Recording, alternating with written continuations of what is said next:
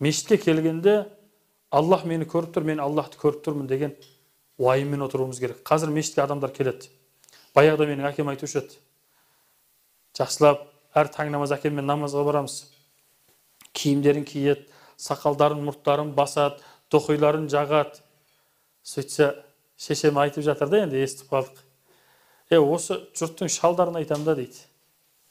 Әйелдері қарамай ма немене беле аналардың.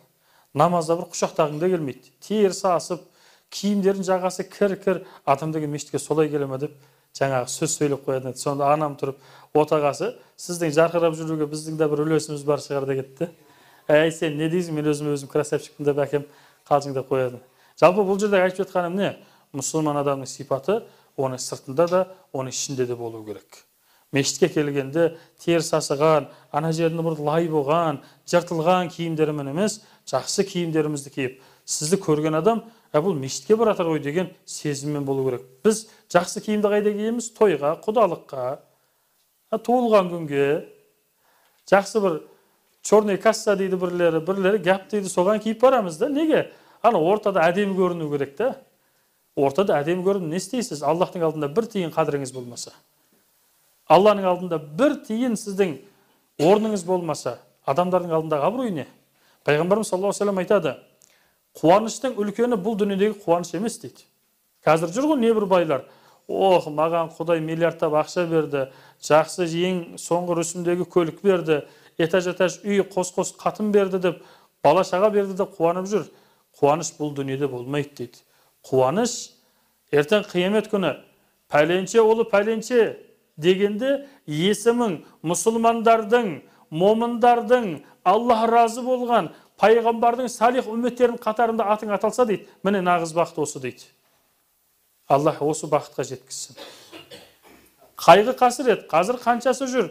Биыл помидор болмады, теплица банкрот болды, қанша капустам өтпей қалды, поляда қалып қойды деп қайғырып, мұңайып, бейшара қатындарына да сөйлей алмай, бала шағаларына көңіл күй кетіп, көргенді ұрып соғып, бірлер ішіп кетіп жатқандар бар.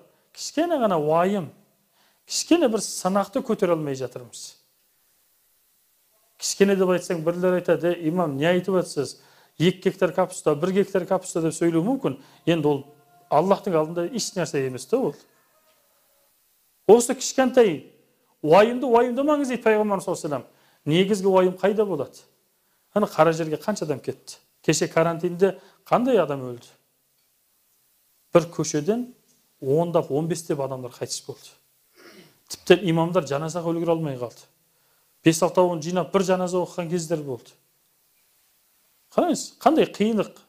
Бірақ Пайғамбар саллаллаху алейхи ва саллям айтып жатыр, қиындық бұл емес дейді.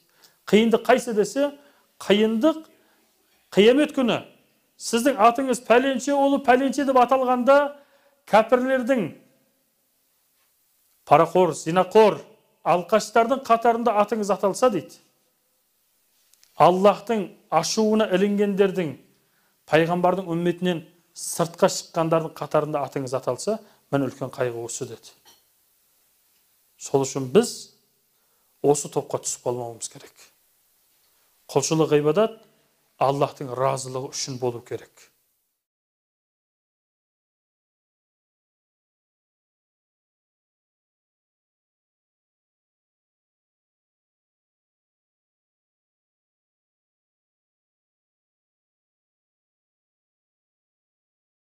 Әл-Маруа компаниясы. Бізбен бірге болыңыздар. Қажыларға жасалған қызмет біз үшін мәртебелі құрмет.